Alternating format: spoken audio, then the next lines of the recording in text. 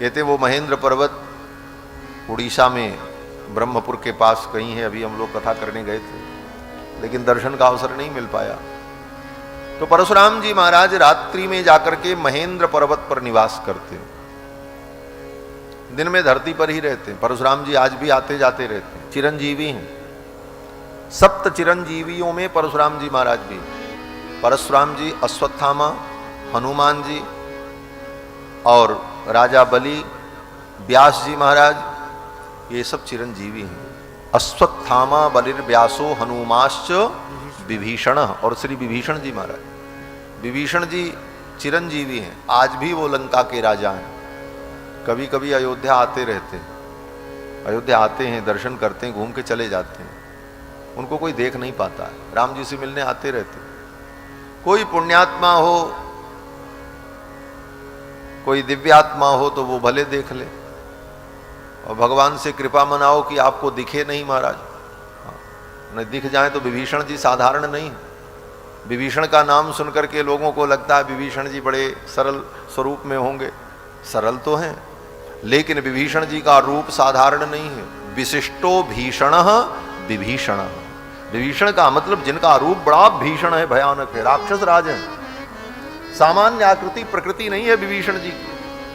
विशाल काया, कज्जल स्वरूप, बड़े बड़े भयंकर दांत और आंखों से ज्वालाएं निकलती हुई, ऐसे विभीषण जी महाराज हैं। विशिष्टो भीषण। ऐसे विभीषण जी आंख के सामने प्रकट हो जाएं तो आदमी का तो हार्ट फेल हो जाए। विभीषण जी आते रहते हैं दर्शन करने। हमारे पूज्य गुरुदेव भगवान श्री ब्रह्मचारी जी महाराज बताते थे, एक बार उनको अयोध्या में विभीषण कुंड के पास में विभीषण जी का रात्रि में दर्शन हुआ। गुरु जी रात्रि में कहीं से आ रहे थे। अयोध्या में एक स्थान है विभीषण कुंड, जहां पर विभीषण जी महाराज का स्थान है। जब विभीषण जी अयोध्या आते हैं तो वहीं रुकते हैं। सबका अपना अपना स्थान अयोध्या में, सुग्रीव जी का, हनुमान जी महाराज का, विभीषण जी का, क्योंकि राम जी ने सबको स्थान दिया था। सबके अपने अपने स्थान हैं रुकने के। तो विभीषण जी आते हैं, किसी कोई पुण्यात्मा उनको दर्शन होता है। तो ये चिरंजीवी हैं। परशुराम जी महाराज भी चिरंजीवी, धरती पर भ्रमण करते हैं, सायंकाल महेंद्र पर्वत पर जाकर के विश्राम करते हैं।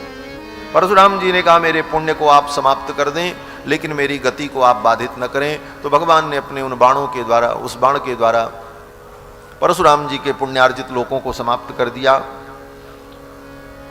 और परशुराम जी ने भगवान की स्तुति की। स्तुति का मतलब प्रशंसा। भगवान की महिमा का वर्णन करते हुए परशुराम जी ने कहा, प्रभु मैं जान गया, मेरा संदेह दूर हो गया। क्या जान गए?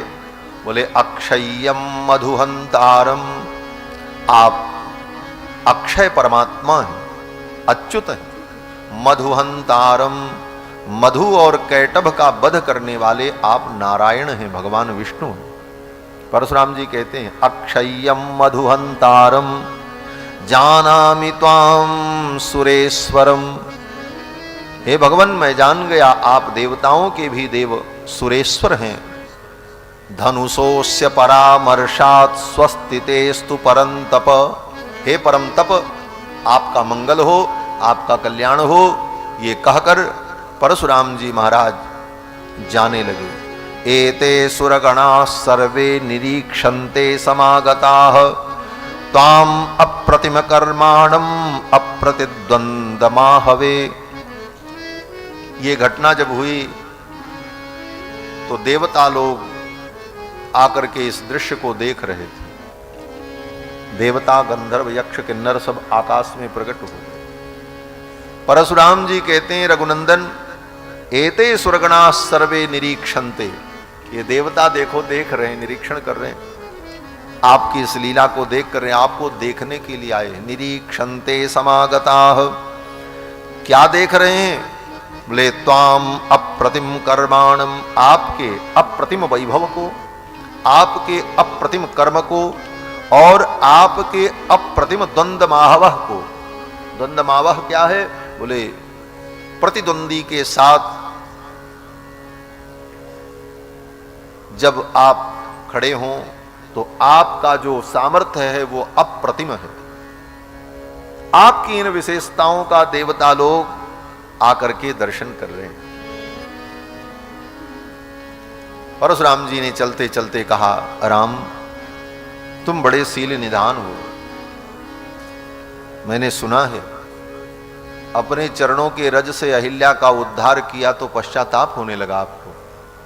अहिल्या का हमने उद्धार किया इस बात का गर्व नहीं हुआ, अपितु एक ब्राह्मणी को हमने चरण से छू दिया इस बात का पश्चाताप हुआ। ये आपका शील है। चरण छुए को पछताओ, दई सुगति न हेरी हरस ही, चरण छुए को पछताओ। ऐसे शील निधान आप हो, मैं जानता हूं। कहीं मेरे चले जाने के बाद आपके मन में संकोच न उत्पन्न हो। क्यों?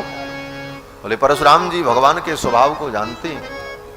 परशुराम जी कहते हैं मेरे चले जाने के बाद कहीं आपके मन में यह भाव आया कि रोष में आकर, क्रोध में आकर के मैंने एक ब्राह्मण को, एक तपस्वी को